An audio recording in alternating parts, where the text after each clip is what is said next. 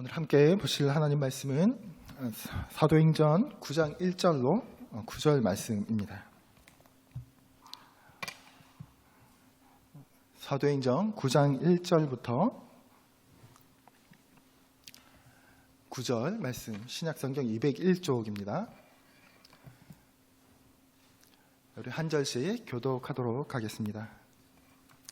사울이 주의 제자들에 대하여 여전히 유업과 살기가 등등하여 대제사장에게 가서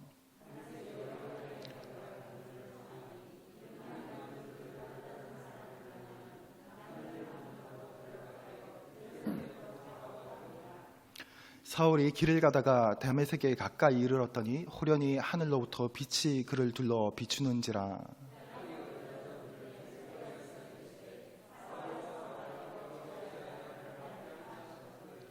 대답하되 주여 누구시니까? 이르시되 나는 내가 박해하는 예수라.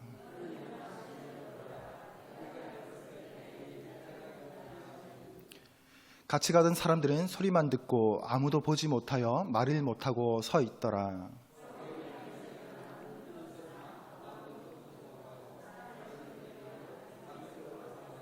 함께 읽겠습니다. 사흘 동안 보지 못하고 먹지도 마시지도 아니하니라. 네, 할렐루야. 수요 예배 가운데 나오신 성도님들 환영합니다.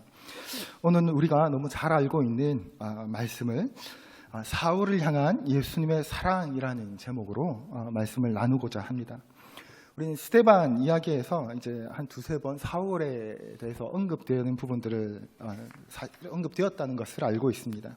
이제 드디어 오늘 사울의 이야기를 본격적으로 시작하는 장면이 나옵니다.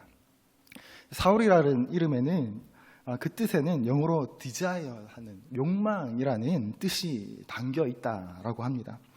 원래는 우리가 사울 하면 떠오르는 인물이 있죠. 사울 하면 우리는 바울보다는 사울 왕이 더 먼저 떠오르잖아요, 그렇죠?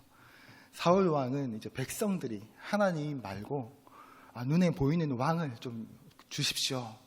하나님께 눈에 보이는 왕을 세워주십시오라고 요청하는 그 사람들의 마음과 욕심과 욕망, 눈에 보이지 않는 하나님으로는 만족을 하지 못하는, 그래서 요청되어졌던 사울 왕, 그 사울이라는 이름에 그런 의미가 포함이 되어 있다라는 거죠. 오늘 사울의 이름에도 욕망이라는 이름의 뜻이 담겨져 있습니다. 사울하면 우리가 먼저 떠오르는 그 사울 왕, 그는 키도 크고 건장하고 누가 봐도 매력적이고 위풍당당한 외모를 가지고 있었습니다. 그런데 오늘 우리가 알고 있는, 바울도 알고 있는 이 사울은 호모 토리비 비탈리스라고 불렀다고 합니다. 이게 무슨 말이냐면 키가 4피트 반, 그러니까 137 정도 되는, 그러니까 사울은 우리가 아는 사도 바울은 키가 작은 사람이었어요. 아주 작은 거예요. 성인 남자치고는 큰 게 아닌 거죠. 저는 이 키가 작았다라는 이 말이 마음에 훅 오더라고요. 왜냐하면 오늘 우리가 바울을 이해하기 위해서는 바울의 예수 그리스도의 만남을 이해하기 위해서는 바울의 전생을 이해할 필요가 있기 때문에 그렇습니다. 작은 자, 조그만한 사람이었다라고 불렸다라는 거죠. 우리는 소위 바울하면 엘리트라는 단어를 많이 떠올립니다. 멋진 사람으로 이해하고 있죠. 맞습니다. 바울은 세상적으로는 엘리트적인 스펙을 가지고 있었습니다. 바울은 길리기아의 성이자 로마인들의 자유시인 다소에서 출생했고, 바울 자신도 로마의 자유민이었습니다. 그의 부모는 둘 다 순수 혈통의 유대인들이었습니다. 그러니까 혈통으로도 아주 깨끗한 정통적인 유대인이었던 거죠. 아주 경건한 유대인 가정에서 태어났다라고 합니다. 그래서 바울은 빌립보서 3장 5절에 자신을 소개할 때 이렇게 표현하죠. 나는 8일 만에 할례를 받고 이스라엘 족속이요 베냐민 지파요 히브리인 중에 히브리인이요 율법으로는 바리새인이요. 히브리인 중에 히브리인이다. 우리가 너무 잘 알고 있듯이 바울은 자기를 향해서 이렇게 표현을 합니다. 그는 처음에 이제 다소학파에서 교육을 받았고 그 후에는 예루살렘에 있는 대학에 가서 신학과 유대 율법을 공부합니다. 철저한 가정에서 태어나서 학문적으로도 율법적으로도 철저한 훈련의 길을 걷게 되는 거죠. 그의 스승은 당시 바리새인들 중에 아무나 그 밑으로 들어갈 그를 스승으로 삼을 수 없는 가말리엘이라는 사람의 문화로 들어가서 공부까지 하게 됩니다. 이 말은 학업적으로도 아주 뛰어난 인물이었다는 것이고 또 가정 환경, 경제적으로도 부유한 환경이었다라는 것을 우리에게 알려주는 것입니다. 이런 바울의 삶의 배경은 로마 시민권자라는 사실과 훗날에 복음을 증언했던 헬라와 로마 그 지도층에도 쉽게 다가갈 수 있었던, 접근할 수 있었던 배경이 되어졌던 거죠. 하나님께서는 이 사울의 또 우리의 삶의 모든 배경조차 하나님께서 사용하시는 것들을 볼 수 있습니다. 이런 사울이 오늘 본문을 보니까 뭐라고 기록하고 있냐면 9장 1절 2절을 우리 다 함께 한번 다시 보시겠습니다. 사울이 주의 제자들에 대하여 여전히 위협과 살기가 등등하여 대제사장에게 가서 다메섹 여러 회당에 가져갈 공문을 청하니 이는 만일 그 도를 따르는 사람을 만나면 남녀를 막론하고 결박하여 예루살렘으로 잡아오려 함이라. 뭐라고 합니까? 위협과 살기가 등등하여 라고 기록하고 있습니다. 그 도를 따르는 사람, 그러니까 예수 그리스도의 길을 따르는 사람들을 얘기하는 거겠죠. 그 사람들을 남녀 막론하고 잡아오려고 합니다. 사울의 이런 모습은 갑작스러운 것이 아닙니다. 여기서 위협과 살기가 등등하다라는 것은 원문에 현재 분사를 쓰고 있는데 갑자기 내가 직책을 맡았으니 책임감 있게 뭔가 파이팅하는 이런 의미가 아니라 평소에도 위협과 살기가 등등해서 내가 저들을 잡을 것이다, 위협하겠다, 죽이겠다라는 말을 평소에도 계속 했다라는, 평소에도 그런 표현들을 계속 해왔다라는 의미인 거죠. 갑자기 내가 직책을 하나 맡아서 아니면 어떤 업적을 한번 쌓아보겠다라는 의미 정도가 아니었던 것입니다. 왜요? 8장 3절에 보니까 이렇게 표현합니다. 사울이 교회를 잔멸할 새 각 집에 들어가 남녀를 끌어다가 옥에 넘기니라. 잔멸하기 위해서 완전히 예수 그리스도를 따르는 사람들을 완전히 없애버리기 위해서 그것을 목적으로 평소에 내가 그들을 평소에도 이 말들을 계속하면서 막 마음에서 막 끌어오르고 있었다라는 겁니다.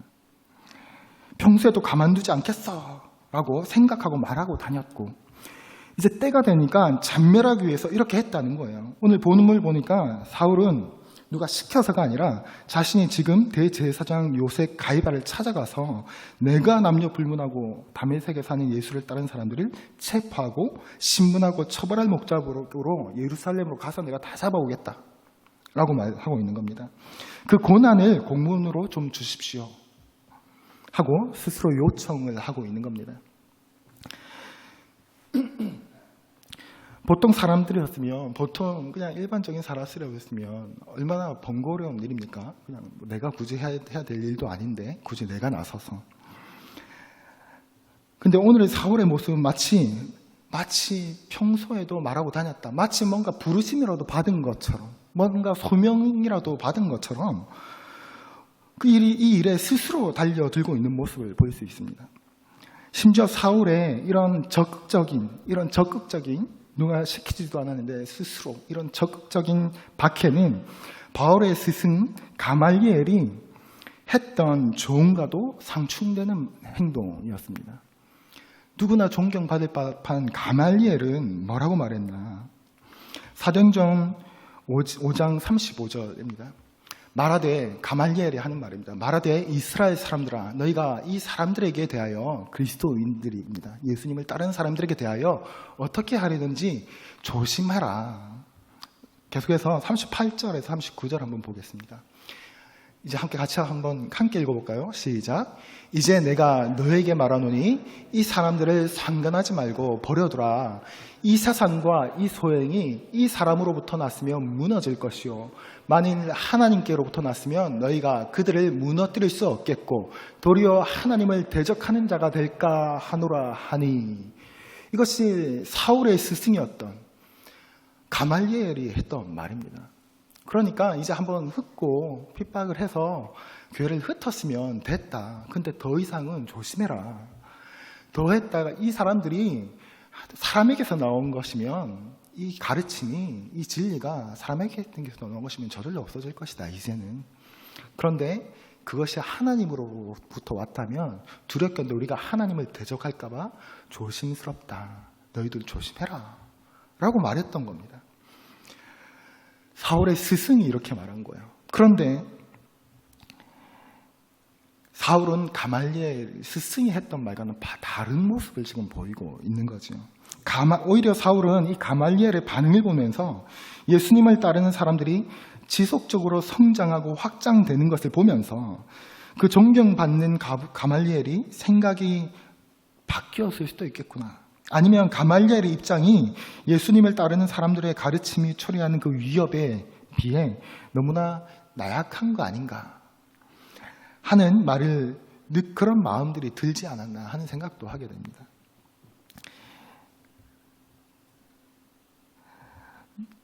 이 위협과 살기가 등등한 이런 사울의 모습을 보고 알렉산더는 뭐라고 표현을 했냐면 이렇게 표현했다고 합니다. 지금 계속 이 가말리엘 스승과도 다른 행동을 취하고 있는 이 사울, 그리고 뭔가 위협과 살기를 스스로 내려고 하는 이 사울의 모습을 알렉산더는 이렇게 표현합니다. 야생동물이 헐떡이는 것 또는 코를 씻끈거리는 것 같다라고 표현한 거예요. 그러니까 그리스도인들을 보면서 이해할 수 없는 씩씩거림과 위협과 분노를 느끼고 있는 거예요. 또한 칼빈에 따르면 후에 하나님의 은혜는 그처럼 잔인한 늑대가 양으로 변하는 것에서 뿐만 아니라 또한 그가 목자의 풍성을 지니게 된 것에서도 하나님의 은혜가 잘 나타난다.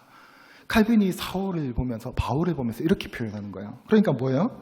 지금 이 상황, 예수님을 만나기 전에 바울의 모습, 이 사울의 모습을 보면서는 뭐라고 표현한 거냐면 잔인한 늑대로 표현하는 거예요. 잔인한 늑대로 사울을 보면서.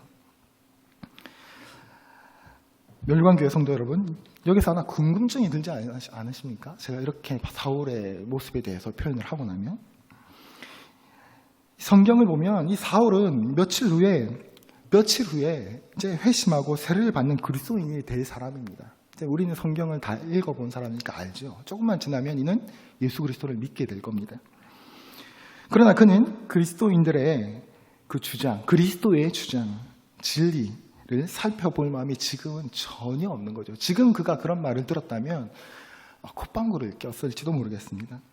자신의 스승까지도 조심하자, 상황을 좀 보자, 그가 거짓이라면 스스로 소명할 거다, 아니라면 우리가 하나님을 대적할까 봐 조심스럽다, 두렵고 떨리는 마음으로 이제 조심 좀 하자 라고 말하고 있는데 말이죠. 사울은 스승의 경고를 받아들이지 않고 이성을 잃어버린 짐승과 같은 모습으로 그리스도인들을 향하여 자신의 분노를 드러내고 있는 것입니다. 왜일까요? 이런 사울의 모습을 보면서 물음표가 저는 던져지더라고요. 왜 이렇게까지 굳이? 후에 사울이 회심하고 난 이후에 자신이 한 말에 따르면 26장 11절에 이렇게 고백합니다. 또 모든 회당에서 여러 번 형벌하여 강제로 모독하는 말을 하게 하고 그들에 대하여, 그러니까 그리스도인들에 대하여 심히 격분하여 외국 성에까지 가서 박해하였고, 내가 그렇게 했다는 거예요. 심히 격분했다라고 표현해요. 자기가 스스로가 지난 모습을 보면서도. 이 격분하고는 무슨 말입니까? 증오했다라는 말이에요. 증오했다. 사울의 마음에는 그리스도인들을 향해서 사실은 증오하는 마음으로 가득 차 있었던 거예요. 하나님을 향한 열심이 하나도 없었던 것을 말하고 있는 것이 아니라 사실 사울이 그리스도인들을 이렇게까지 박해하게 만든 실질적인 핵심 이유가 무엇인지를 성경은 우리에게 말해주고 있는 거죠. 증오하고 있었다라고 표현하고 있는 겁니다. 욕망이라는 이름의 뜻을 가진 사울은 키가 작았던 사람입니다. 부유한 부모 밑에서 아주 엄격하게 율법을 배우며 자랐을 것입니다. 아마도 어릴 적에는 그 기대에 부응하지 못할 때는 바리사인답게 직접적이든 간접적이든 아주 엄격한 질책과 정죄를 받았을 것입니다. 더욱 잘해야 한다는 생각으로 어린 시절을 보냈을지도 모릅니다. 그리고 우리가 함께 살펴보았던 것 같이 그는 모두가 인정하는 가말리엘의 문화에 들어가서 제자가 됩니다. 우리로 말하면 우리가 모두가 인정하는 서울대, 하버드대 이런 데서 제대로 배웠다. 가말리엘 문화 출신이다 하면 우와라고 할 정도의 가서 공부를 하게 되었던 거죠. 그렇게 평생을 온 힘을 다하여서 살아왔을 것입니다. 정제 속에서도 실수하고 못할 때는 갖가지 어려움과 내적 스트레스를 받으면서 자기의 삶을 살아왔을 것입니다. 그런데 자기가 평생을 그렇게 올인하면서 살아온 그 삶이 있는데, 그런데 다른 그리스도의 도를 말하는 사람이 지금 등장을 한 겁니다. 자신들을 향해서 독사의 자식이라는 말을 서슴지 않았던 예수를 따르는 무리가 지금 나타나고 복음의 진전을 이루려고 하고 있는 것입니다. 아마도 사울의 욕망은 자신이 온 힘을 기울여서 쌓아온 자신의 인생이 부정될 수도 있을 것이라는 두려움과 분노, 증오, 이 마음들이 마음속에 가득하지 않았을까 하는 생각을 하게 되지요. 단순 은혜와 다른 이단인 저들을 잡아서 그냥 내가 조금 인정받겠다라는 정도의 마음을 지금 가지고 있는 것이 아닙니다. 나의 업적을 좀 더 쌓겠다는 정도의 태도가 아니라는 거죠. 그 마음에 증오가 가득하여서 이성에 마비된 짐승과 같이 씩씩거리면서 잡으러 갔다는 겁니다. 멸류관교회 성도 여러분, 이런 사울의 삶과 지금 이 사울의 상황이 지금 그려지시나요? 사울의 그 살아왔던 삶과 사울이 지금 그리스도인들을 잡으러 가려고 씩씩거리면서 분노하면서 이성을 이끄는 짐승과 같은 태도로 달려가고 있는 모습을 잡아 죽이기 위해서. 우리는 삶으로 깨달아서 알죠. 이런 내 삶이 부정될까봐, 내 욕망이 거절될까봐 가지게 되는 증오는 우리의 불합리하고 타락한 세상과 사람들에 의해 받게 된 상처에서 출발한다는 것을 잘 알고 있습니다. 이런 사울이 다마스쿠스 도상, 즉 다메섹 도상으로 이성을 던져버리고 가고 있는 겁니다. 잡기 위해서, 그 분노를, 증오를 표출하기 위해서. 이런 사울의 삶과 마음의 상처와 증오를 다 아시는 주님께서 이제 사울에게 다가오시는 사건이 오늘 일어나게 되는 거죠. 9장 3절입니다. 함께 읽겠습니다. 시작. 사울이 이 길을 가다가 다메섹에 가까이 이르더니 호련히 하늘로부터 빛이 그를 둘러 비추는지라. 사울이 길을 가다가 이제 그 씩씩거리면서 가다가 다메섹에 가까이 이르니 호련히 하늘부터 빛이 그를 둘러 비추는지라. 이미 10절에서 죽고 끝났다고 생각하고 아무런 어떤 기대감을 가지고 있는 상황도 아니었습니다. 호련히 갑자기 주님이 사울에게 나타나셨다는 거죠. 사울이 예수 그리스도를 만날 준비가 되어서가 아니라 전혀 준비가 되어 있지 않죠. 오히려 예수 그리스도를 대적하고 있는 이 상황에 호련히 갑자기 주님께서 찾아오셨습니다. 어떻게 해요? 하늘로부터 빛, 그러니까 구약의 하나님의 임재, 하나님의 현현을 뜻하는 거죠. 그 사울이 이 빛, 부활하신 예수 그리스도의 몸으로 친히 사울에게 다가오셨다라는 겁니다. 전혀 준비되어 있지 않는, 예수님을 주님으로 고백하기 위해서 어떤 마음의 준비를 하고 이 준비가 전혀 되어 있지 않은, 오히려 예수님을 대적하고 있는 그에게 다가오셨다는 겁니다. 같이 가던 사람은 소리만 듣고 이 빛, 부활하신 예수님의 임재를 보지 못했다라고 성경은 기록합니다. 이것은 무엇으로 의미합니까?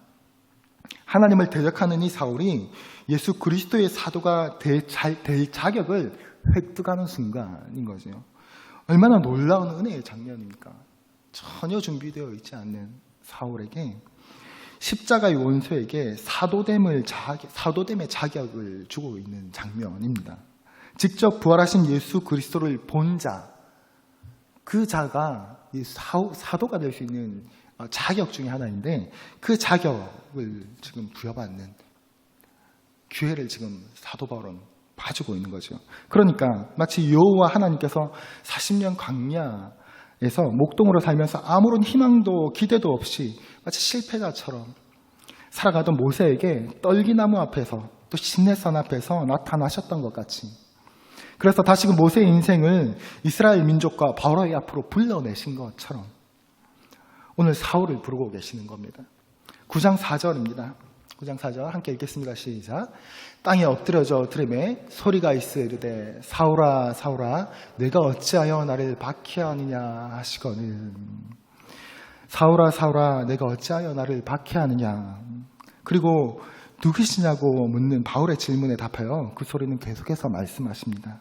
9장 5절입니다. 대답하되 주여 누구시니까? 이르시되 나는 내가 박해하는 예수라. 너는 일어나서 시내로 들어가라. 내가 행할 것을 내게 이를 자가 있느니라 하시니라. 나는 내가 박해하는 예수라. 아마도 사울은 제자들을 박해하는 것이 곧 나를 박해하는 것이라 라고 말하는 그 예수님의 음성을 듣고 예수님께서 살아계시고 그분의 가르침들이 참되다는 것을 그 음성을 듣는 즉시 깨달았을 것입니다.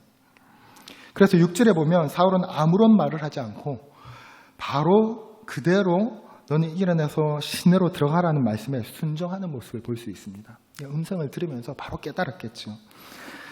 사울은 땅에서 일어나서 눈을 뜨지만 아무것도 볼 수 없었습니다.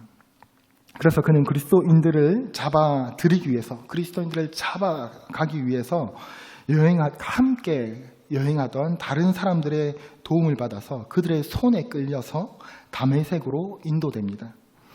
사울은 사흘 동안 아무것도 보지 못하고 아무것도 먹지 못했다라고 성경은 기록합니다. 사울이 계획했던 다메섹에서의 일정은 아마 전혀 다른 것이었을 겁니다. 원래 일정이 뭡니까? 그 지역의 권력자들을 만나서 회당과 협력하여서 예수님을 믿고 따르는 사람들을 그 이름들과 주소들을 서집하고 명부를 손에 탁 넣고 그들을 체포해서 예루살렘으로 데려갈 조직을 구성하는 것이 첫 번째 계획이었을 겁니다. 자신들을 도라고 말하는 사람들을 박해하려고 다메섹으로 향했지만 사울은 이제 자신의 길도 찾지 못하는, 혼자서는 지금 걷지도 못하는 신세가 되어버린 거죠. 욕망에 사로잡혀서 그리스도의 대항자로 자신만만해서 다메섹으로 들어갔을 것이라 들어갔던 그 사울이 이제는 완전히 무너진 상태, 완전히 콧대가 꺾이고 눈이 멈춰 그가 대항하던 바로 그 그리스도의 포로, 그리스도의 붙잡힌 상황에 처했다라는 거죠. 그래서 그리스도의 포로로서 사람들의 손에 이끌려서 다메섹으로 들어가게 된 것이죠. 완전히 자기가 계획했던 상황이 완전히 엎어진 상황이었습니다. 사울이 본 빛, 그리고 그리스도의 영광, 그가들은 사울아 사울아 어찌하여 나를 박해하느냐라는 그 음성은 예수 그리스도의 가슴 아픈, 가슴 시린, 안타까운 사랑의 음성이었다라는 것을 우리는 잊지 말아야 합니다. 사울의 욕망과 상처로 인해서 완전히 잘못된 삶을 살아가고 있었죠. 완전히 삶의 방향을 잘못 잡고 그는 그의 증오를 표출하며 달려가고 있었습니다. 그러나 하나님께서는 완전히 정반대 방향으로 삶을 완전히 틀어버리시는, 완전히 돌려놓으시는 그런 지금 예수 그리스도가 먼저 전혀 준비되어 있지 않은 사울에게 다가오시는 사랑을 보여주고 계시는 겁니다. 멸류관교회 성도 여러분, 오늘 바울이 경험한 예수 그리스도의 사랑을 여러분들도 경험하셨습니까? 아니면 여전히 경험하고 계십니까? 바울이 온 생애를 거슬러 그의 욕망과 제약, 상처의 삶을 구석구석 다 이해하시고 예수님께서 그걸 다 이해하시고 지금 그리스도인 한 사람을 잡아가기도 전에, 한 사람도 잡기 전에 너무 늦지 않도록 하나님께서 딱 그 타이밍에, 그 범죄를 짓지 않도록 딱 그 타이밍에 그리스도의 포로가 되게 하시는 그 은혜, 사랑 말입니다. 그래서 바울은 이 땅에서 신앙생활하는 가운데서 이렇게 고백하는 것을 볼 수 있습니다. 내가 이미 얻었다 함도 아니고 온전히 이루었다 함도 아니고 오직 내가 그리스도 예수께 잡힌 바 된 그것을 잡으려고 달려간다. 자신의 그 황소 같은 고집스러움을 주님께서 잡으시고 붙드셨다라는 고백을 하고 있는 겁니다. 상처와 욕망으로 얼룩진 자신의 마음을 주님께서 먼저 잡으시고 붙드시고 거기에 빛을 선언하시고 자신의 마음 가운데 하나님의 은혜가 곧 믿음과 사랑이 마음에 홍수가 난 것 같이 넘치도록 풍성하게 했다라고 고백합니다. 디모데전서 1장 14절이죠. 함께 읽겠습니다. 시작. 우리 주의 은혜가 그리스도 예수 안에 있는 믿음과 사랑과 함께 넘치도록 풍성하였도다. 바울의 고백이죠. 바울의 가르침이죠. 존 스토트 목사님은 우리의 전 생애를 관통하는 예수 그리스도의 다가오심에 대해서 이런 표현을 사용하고 계십니다. 한 번씩은 다 들어보셨을 것 같아요. 바울의 삶, 즉 그의 욕망과 예수님 없이 인생을 살고자 하는 그의 삶이 그를 고통스럽게 했다. 그렇죠? 바울이 예수님을 부정하였기에 그의 전 생애를 쉽지 않은 삶을 살아내었지만 그것을 증명하기 위해서, 예수님 없는 그 삶을 증명하기 위해서 분노하고 증오하고 자신의 존재를 예수님 없이 인정받기 위해서 자신의 삶을 고통스럽게 했다라는 말이죠. 그렇기 때문에 다메섹 도상에서의 바울의 회심은 천국의 사냥개, 들어보셨을 겁니다. 천국의 사냥개, 곧 그리스도께서 천국의 사냥개와 같이 바울을 오랫동안 추적하셔서 추격해왔던 추격해왔는데 그 절정의 순간이 지금 오늘 이 순간이다라는 말을 하고 있는 겁니다. 멸류관교회 성도 여러분, 우리 인생 곳곳에 찾아오셔서 함께 하셨던 주님을 기억하십니까?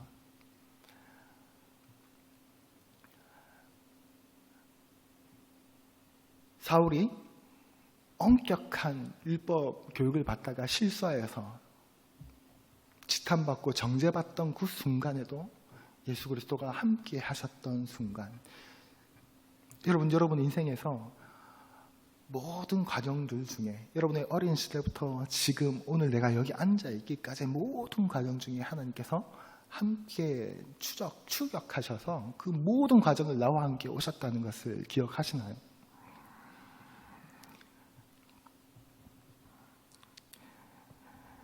그리고 지금도 우리가 어떤 상황에 있든지 천국의 사냥개처럼 달려와 우리와 함께하고 계심을 여러분 잊지 마시길 바랍니다. 그 주님은 지금도 우리가 그 주님의 사랑을 인정하고 깨닫고 주님 앞에 우리의 삶을 드리기를 기다리고 계시는 분이심을 잊지 마시길 바랍니다. 하나님의 은혜는 갑작스러운 것도 강제적인 것도 아닙니다. 우리에게 다가오시는 주님은 우리를 억지로 밀어붙이시는 분이 아닙니다. 억지로 밀어붙이시고 강압적으로 굴복시키실 거면 우리의 전 생애를 굳이 추격하실 필요가 있겠습니까? 굴복시키면 되는데 그냥 지금 이 자리에서. 아니죠. 왜 끝까지 우리와 함께 하시고 우리 아픔의 자리에도 슬픔의 자리에도 다 함께 하시며 지금 여기까지 함께 오시냐. 함께 하시면서 기다리시는 거죠. 깨닫게 되기를, 예수 그리스도의 사랑을 경험하게 되기를, 주님의 길을 내가 따르는 것이 나에게 은혜구나라고 고백하기를 기다리시는 거죠. 예수님께서는 우리가 깨닫고 스스로 겸손히 무릎 꿇도록 하시지만 우리의 인격을 침해하셔서 굴복시키시는 분이 아니시다라는 겁니다. 이것이 예수 그리스도의 사랑이고 이것이 예수 그리스도께서 우리에게 다가오시는, 마치 사도 바울에게 다가가셨던 것처럼 다가오시는 방법이다라는 겁니다. 성경은 우리는 러브스토리, 거대한 러브스토리 책이다라는 말들을 한 번씩 다 들어보셨을 겁니다. 맞습니다. 유일하게 사랑하실 수 있는 하나님께서 어떻게 사랑하는지, 어떻게 우리가 사랑을 해야 하는지 인류 역사를 통해서 보여주시고 그 사랑을 우리 인생들에게도 보여주시는 사랑 이야기입니다. 대적하고 비난하고 거절하고 또 거절해도 조심스럽게 우리가 그 사랑의 음성을 들을 수 있을 때까지 조심스럽게 그렇게 기다리시고 또 다가오시고 고백하시는 하나님의 위대한 사랑의 고백이다라는 거죠. 회심은 내가 하는 것이 아니라 그렇게 우리의 온 인생을 통틀어서 기다리시고 또 기다리시면서 우리에게 다가오셔서 우리가 그 사랑의 고백을 마음으로 받아들일 때까지 계속해서 우리에게 고백하시는 사랑의 이야기다라고 할 수 있습니다. 짧은 간증으로 오늘 설교를 마무리하려고 합니다. 저는 신학대학원을 가기 위해서 1차 시험을 보고 2차 면접 시험을 준비하는 중이었습니다. 어떤 질문을 할지 몰라서 그러니까 이런저런 얘기를 들으니까 아무래도 신학대학원이니까 신학과 관련된 어려운 질문들을 많이 한다 이런 말들을 많이 들은 거예요. 그래서 정보도 모으고 자료들도 모아서 막 읽어보면서 준비를 하고 있는데 이제 도서관에 가서 막 자료를 보고 준비하고 있는데 저는 이제 학부에서 신학을 전공하지 않았기 때문에 신학교 교수님들이 물어보신 분들에 대해서 너무 걱정이 많이 되는 거예요. 그래서 이것저것 막 방대한 자료를 막 보다 보니까 무슨 생각이 드냐면 지금 이 짧은 며칠의 기간 동안 내가 이 자료를 다 읽는다고 해서 이게 내 머릿속에 다 들어와서 질문을 하시면 내가 지금 대답을 다 잘할 수 있을까 했을 때는 불가능할 것 같은 거예요. 그래가지고 무슨 생각을 했냐면 우리 교단의 핵심 교리라고 할 수 있는 칼빈의 5대 교리만큼이라도 딴 건 모르겠고 제 그 신학적인 기초라고 할 수 있는 그 칼빈의 5대 교리에 혹시라도 그거 물어보면 그것도 대답 못하는데 신학교에 가겠다고 와 있는 모습이 교수님 앞에서의 부끄러움보다도 스스로한테 너무 부끄러울 것 같은 거예요. 그래가지고 그것만이라도 보고 가자. 그거 물어봤을 때 그거라도 대답 당당하게 하자라는 마음으로 보고 갔던 기억이 있습니다. 우리 칼빈의 5대 교리 한번 같이 볼까요?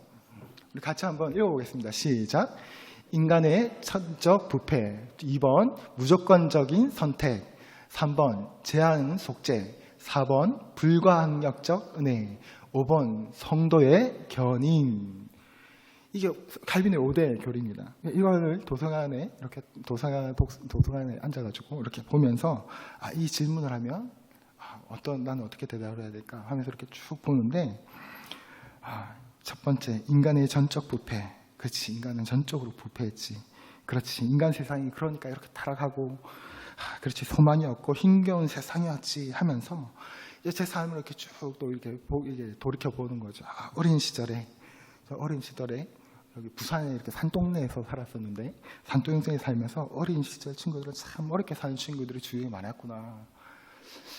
그렇구나. 그래서 500원짜리 햄버거 막 훔쳐가고 하는 것을 눈에 이렇게 학교 가다 보면 훔쳐서 도망가는 친구들을 흔히 볼 수 있었던 동네에 살았습니다. 나중에 이렇게 다 그런 것들은 그렇지, 세상이 그렇지, 전적으로 타락했지, 공평하지 못하지, 세상은 불합리하지 이런 생각을 하다가 무조건적인 선택, 하나님 선택하셨지, 제한 속죄, 그리고 네 번째 불가항력적 은혜, 딱 여기서 오는데 마음에 이 불가항력적 은혜가 마음속에 확 꽂히는 거예요. 그렇지, 소망이 안 보이는 것 같은 그 동네에서 어린 시절에 그 친구들과 어울려 지내면서 제가 무슨 특별히 나는 공부 열심히 해서 서울대 가야겠다 이런 소망을 그 당시에 품었겠습니까? 아니면 뭘 해야지, 큰일 하면서 훌륭한 사람 돼야지, 그런 생각 못 했겠죠. 그런데 하나님께서 나중에 그 지나고 돌이킨 인생을 보니까 내가 계획한 순간도 아닌데 그 상황에서 던지셔서 다른 곳으로 옮기시고 또 다른 곳으로 옮기시고, 그리고 지금 어디까지 와 있냐면 신학대학원 입학의 문까지 와 있고, 그리고 말씀으로 하나님을 나누겠다라고 하는 그 꿈을 가지고 지금 내가 살아가고 있는 것을 보니까 내가 그때 소망 없는 동네에서 지내는 내 모습이 그 하나님을 모르던, 하나님을 알지 못했던 그 친구들의 지금 삶을 보면 여전히 여전히 어려운 삶을 살죠. 소망 없는 삶을 살죠. 하루하루 살아가는 거죠. 나는 하나님의 꿈을 꾸며 살고 있구나. 완전히 달라진 다른 삶을 그리며 살아가고 있는 내 모습을 보면서 이 하나님의 그 불가항력적인 은혜, 인도하심, 건져내심, 여기에 너무 은혜가 밀려와가지고 도서관에서 이렇게, 도서관이니까 조용하잖아요. 그래서 입을 이렇게 막고 울었던 기억이 있습니다. 하나님께서 내 의지와 상관없이, 내 계획과 상관없이 나를 건지셨구나. 소망 없는 인생처럼 보이는 곳에서 하나님께서 부르셨구나. 지금 여기 하나님을 전하고 나누는 삶을 꿈꾸게 하시는구나 하는 생각을 하면서 그 거절할 수 없는 은혜에 대하여 감격하게 되는 거죠. 멸류관교회 성도 여러분, 이 거절할 수 없는 은혜가 저에게 뿐이겠습니까? 비교와 비할 수 없는 여러분들의 전 인생, 여러분들이 지금 예수 그리스도를 주로 고백하면서 여기 앉아 있는 것은 우연이 아니죠. 하나님께서 여러분의 전 인생 가운데서 함께 하시면서 순간순간 건지시고, 저는 다 알지 못하는 여러분 성도님들의 삶 그 순간순간에 또 건지시고 옮기시고 해서 지금 여기 앉아 있는 것 아니겠습니까?